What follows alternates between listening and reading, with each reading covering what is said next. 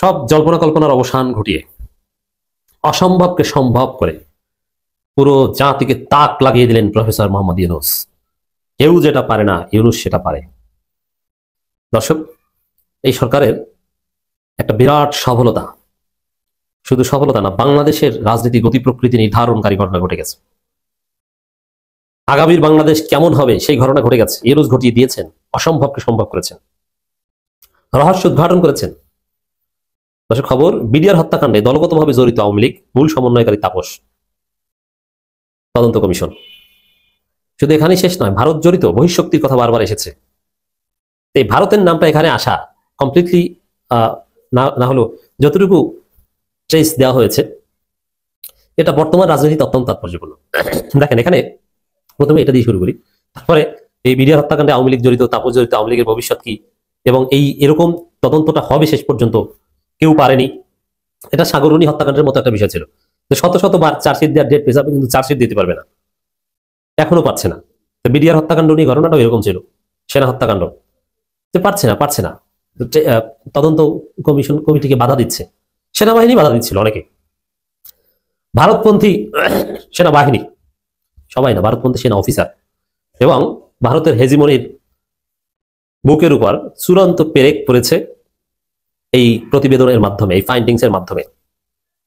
আপনি চিন্তা করেন, স্বাধীন বাংলাদেশ, সেখানে ভারত বাংলাদেশের দেশপ্রেমিক সেনা অফিসারদের পরিকল্পিতভাবে হত্যা করেছে, এটা রিপোর্টে উঠে এসেছে।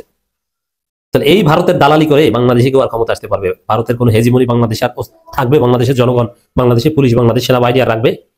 কখনোই না।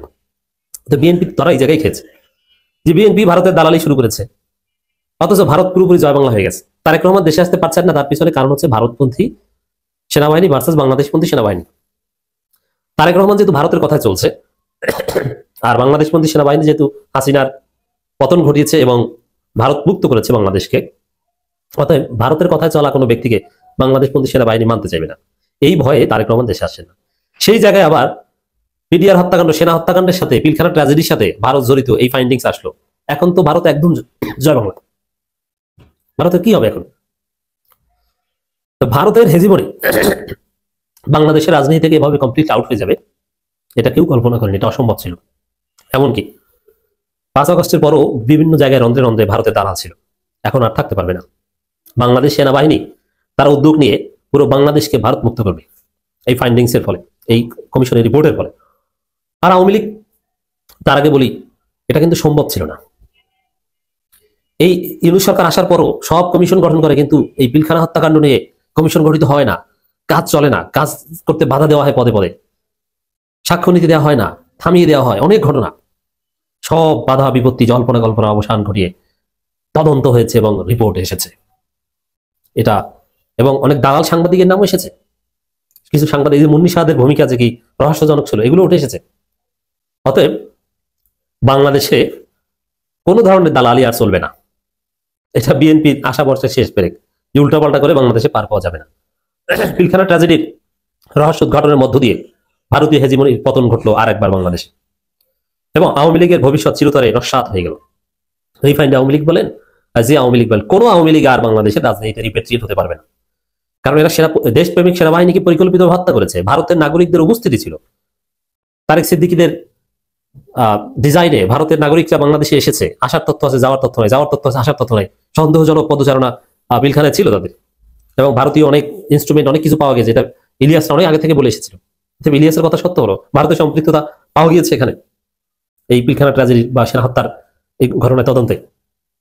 ইউনূস দেখেন, ইউনূস কি না পারে, সব বাধা বিপত্তি অতিক্রম করে ইউনূস কাজটা করে দিয়েছে। আবার আরেকটা আলোচনা, এটা আলাদা শুনবেন, যে 71 বছরে কোনো সরকার যেটা পারেনি কমপ্লিটলি বিচার বিভাগ থেকে নির্বাহী বিভাগকে আলাদা করা, সেটা ইউনূস সরকার করে দিচ্ছেন চূড়ান্ত ভাবে। আলাদা জুডিশিয়াল সেক্রেটারিয়েটের গেজেট প্রকাশ হয়েছে, এখন এটা বিল্ডিং বানানো বা কোনো বিল্ডিং ভাড়া নিয়ে কাজ শুরু হয়ে যাবে যে কোনো সময়।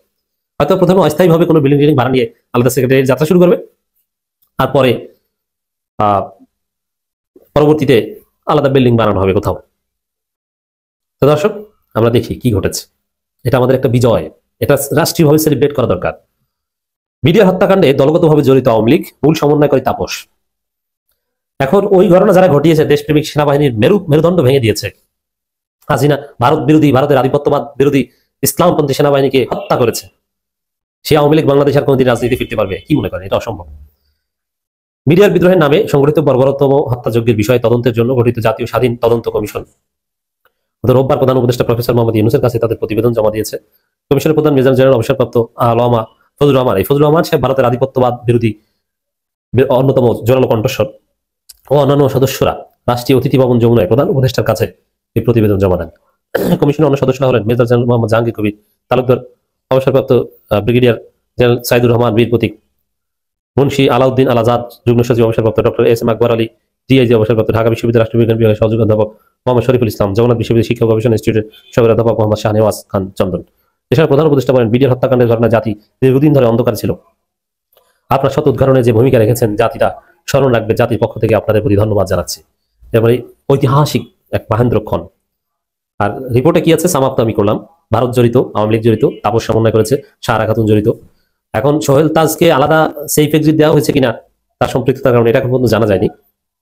তবে সরাসরি শেখ হাসিনা নিজে এগুলো শেখ হাসিনার সিগন্যাল বা শেখ হাসিনা তদারকি করতেন। এই প্রতিবেদনে শিক্ষণীয় বহু বিষয় এসেছে, জাতির জন্য মূল্যবান সম্পদ হয়ে থাকবে। হ্যাঁ, এখানে অনেক সাজেশন দেওয়া হয়েছে, অ্যাডভাইস দেওয়া হয়েছে, এটা করণীয়। কমিশন প্রধান ফজলুর রহমান বলেন, তদন্ত কাজ সুষ্ঠু নিরপেক্ষ ত্রুটিমুক্ত করার সাথে সর্বোচ্চ পেশাদারিত্ব বজায় রাখা হয়েছে। এরপর আমরা যখন কাজ করি তখন 16 বছর আগের এই ঘটনা বহু আলামত ধ্বংস হয়ে গেছে। রাষ্ট্রীয়ভাবে ভারতের সহায়তা আলামত ধ্বংস করা হয়েছে, কিন্তু তারপরও পার পায়নি কেউ। এখন এটার আরেকটা দিক বলি, সেটা হচ্ছে যেমন ভারত জড়িত হয়ে গেছে, এখন মোদির সাথে এটা নিয়ে ডক্টর ইউনূস সরকার ডিল করতে পারবে। এখন ভারত জড়িত বলতে সরাসরি র জড়িত, আর র কিন্তু মোদির অফিসের আন্ডারে সাউথ ব্লকে।